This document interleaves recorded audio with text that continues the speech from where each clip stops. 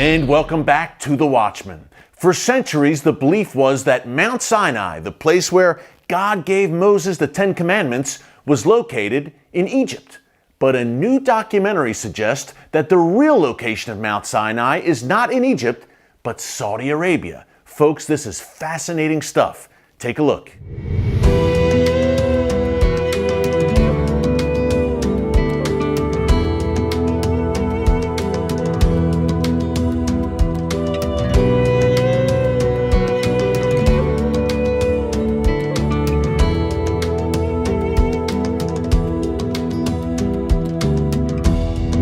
Shortly after I became a Christian, I was probably 11 or 12, and I believed in God at that point, but the big problem I ran into was I didn't necessarily believe in the Bible that was historically accurate.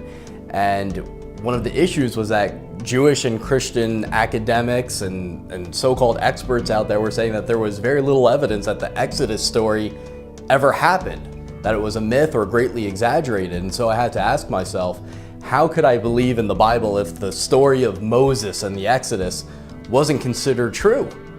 I became really interested in this theory that the reason evidence wasn't being found was because we were looking in the wrong spot. And that theory got new steam in recent decades because there were a handful of explorers who had heard about the theory and made their way to what they believed was the real Mount Sinai in northwestern Saudi Arabia. But the evidence was confiscated by the Saudis. But I continued to study it, and it really tugged at my heart. And basically a miracle happened. I got this incredible chance to be one of very few outsiders to set foot in this protected area of northwestern Saudi Arabia, where even the locals believe Moses and the Israelites came and left behind evidence. I've gone to Saudi Arabia now 3 times as part of the research into the Exodus story.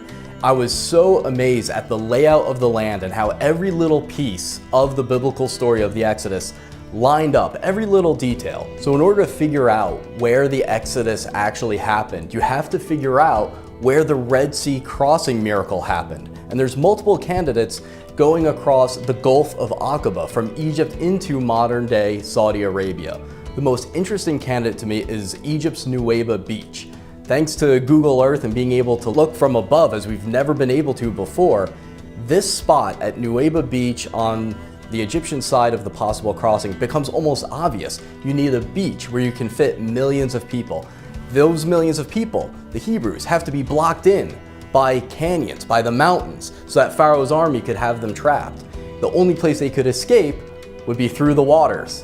And right at this location, amazingly, there appears to be an underwater land path.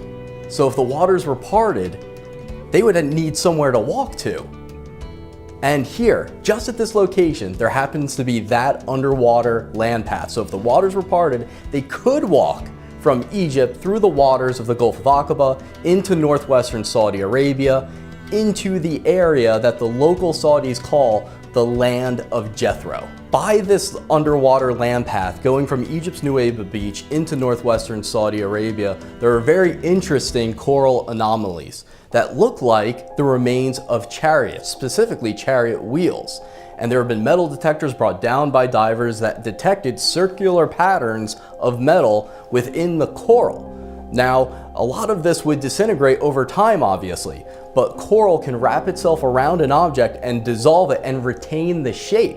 And so divers who have gone to this area have described it as looking like an ancient junkyard, a place where potentially an army was destroyed and shattered into pieces, and the coral retained the shape of those debris. New research shows that Christian, Jewish, and Islamic sources for a long time have identified the real Mount Sinai as being the highest mountain near an area of Saudi Arabia called Al-Bad today.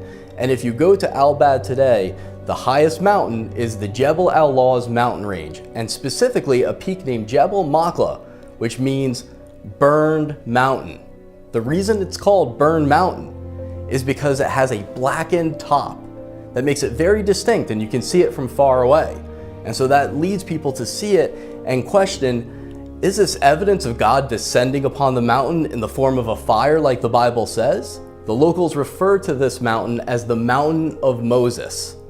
And they will tell you how Generations after generations have known that this was the real Mount Sinai. In front of this mountain, just like the Bible says, you can see a collection of rocks that have inscriptions of people worshiping bulls. And the local tradition is that this is the golden calf worship site, to the point where locals will even suspect you of searching for gold if you go there. So we know from the book of Exodus that God tells Moses to set up an altar of uncut stone without steps at the foot of the mountain, and next to that altar to set up 12 pillars to represent the 12 tribes of Israel. When you go to the foot of this candidate for Mount Sinai, known as the Mountain of Moses, you come across an ancient altar where you could see where the animals would have been lined up for sacrifice. It is made of uncut stone and it has no steps. And next to it are the remains of about 12 marble pillars. One of the biggest miracles of the Exodus story that many people would find hard to believe is the story that God told Moses to go up to a rock and strike it with his rod so that water could pour forth and his people could have water to drink from who were dying of thirst. Amazingly, along this route to the possible Mount Sinai, you come across a gigantic split rock on top of a 100-foot hill, and the rock itself is between 40 and 60 feet high. When you climb it, you look like an ant next to it, and down the split in the middle and the rock below, it's smooth. The adjacent areas are all rough with different types of rocks. It's very bumpy.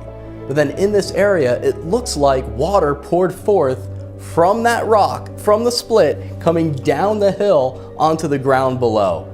And the local Bedouins, who have been told to keep people out and will actually confront you if you go there, will say that this is referred to by them as the split rock of Moses. At one point in my life, I thought that as human knowledge developed and as science developed, we would move further from the biblical account, that those would look more and more like myth.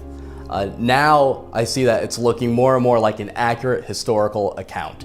Thanks again to our good friend Ryan Morrow. He is doing great work. Well, coming up after the break, more incredible biblical history. We head to the Museum of the Bible in Washington, D.C. for an up-close look at rare ancient artifacts from one of history's most infamous rulers. Who was it? Find out after the break.